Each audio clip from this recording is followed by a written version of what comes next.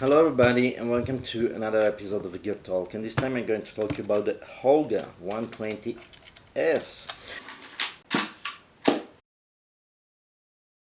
The Holga 120S. Before we begin to talk about the Holga, two things. First of all, if you want to support the channel, please buy one of these two books. One is Photography, the F manual, is a manual with all the basics about photography, and the other is Lasting Photographs. That is a beautiful novel, an adventure that starts with the finding of some negatives in Florida and goes all around the world to find who was portrayed a lot of years before in that negatives. So that's one thing. The other thing is, as usual, take a look at this little slideshow that I made.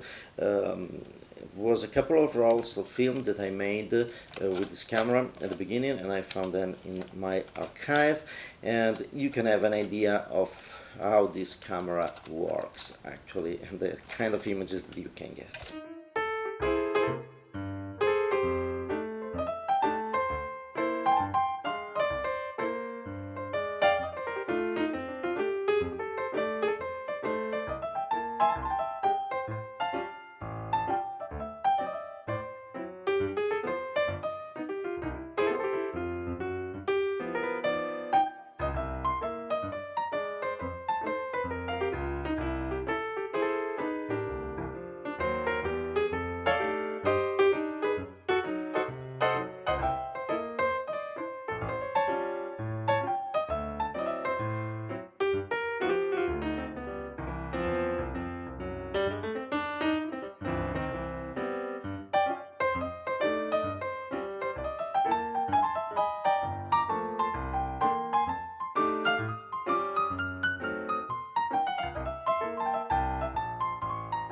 So, have you seen in the slideshow, this is not the precise camera, the Hasselblad or something like that. This is just a cheap plastic camera with light leaks and with a lot of different, let's say, problems, but also with a lot of character. The lens is a plastic lens. Is a 60 millimeters is the equivalent of, I think, 40 millimeter on the 35 millimeters camera. So moderate wide angle. The camera has no settings at all. I mean, the focus is this that goes from infinite, and you can see this is so precise that there's just symbols like a mountain for infinite, and the person for portraits, and the group, and all these kind of things in the middle. But it's kind of, this is the nice part of this camera.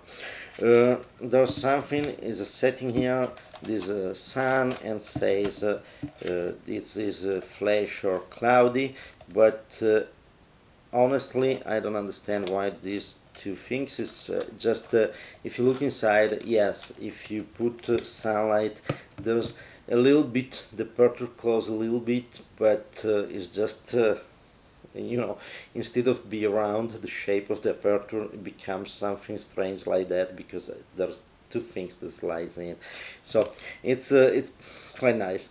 And so two apertures, the lens is f8, so the only way to work with this camera is to basically know the ISO of the film, and go around and look for subjects that can be good for that.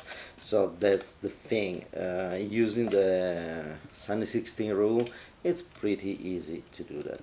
And by the way, the pictures that you saw in the slideshow are basically probably made with just with that.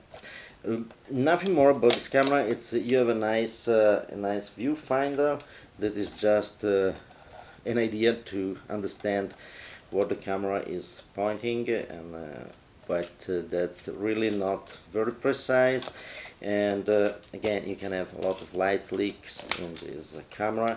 It's very simple. You just open, put a film, and change, load the film, and that's all. It's nothing more to do. The advancement, it works without any stop and anything. It's just something that will pull the film through, and you will see here in the window the numbers. And by the way, this camera had the option to do 12 6x6 picture or 16 4x5x6 pictures. So you can move this slide here if you can. Here is pretty stack, and inside there's an adapter to put here in front of the camera that will limit the frame to 4x5. I don't know where is the adapter. I'm pretty sure I have it somewhere, but I didn't find it, so I never used it with as a 4x5. And that's all. Advance the film is done with that, and this is the click, and there's nothing else. But this camera has some great character, because you can do these strange images, and it can be used artistically, first of all, and second of all, this camera is the perfect camera if you want to just start with the medium format, just to understand how to manage the film, how to scan it, and all these kind of things. It's if you never use the medium format, and you want to try and say, okay, I take a look, I see if I like better the tonalities on the negatives and all these kind of things, then just take this camera. It's something really cheap. I don't know now. I think I paid it $15 or something like that. Probably now will be $30–40 a new, or you can find used, and it's kind of fun. And by the way, I remember a photographer. I don't remember the name. I looked on the internet, but I didn't find him. So there was years ago that he had a lot of Holgas, and he used to scratch the lenses in different way with sandpaper, just to give different effects and have even more crazy results. So it's a nice camera to do creative things. It works obviously in color and in black and white. The only thing is, yes, be very careful for the light leaks. If you want to be more precise, put some black tape over the camera after you load the film, and that's all.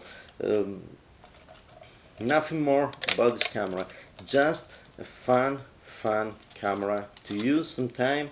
I use it a few times, and it's something very nice to have.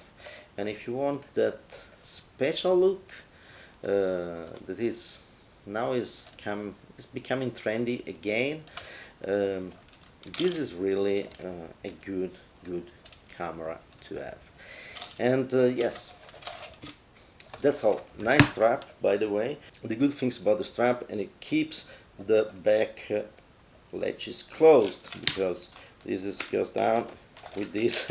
You are sure that pulls in the right direction. Nothing else to say. You saw the slideshow, you have an idea of what kind of pictures you can find around made with this camera, and then that's all. So thank you very much for watching. Before we end, I had a question after the last video, and was where I got this t-shirt. About this, I'm a photographer. I only need 11 shades of gray to make you happy, and you can find a link down there. There are some t-shirts that I designed just to have fun, and there's the link down there in the description, and if you want you can buy them, and it's another way to support my channel.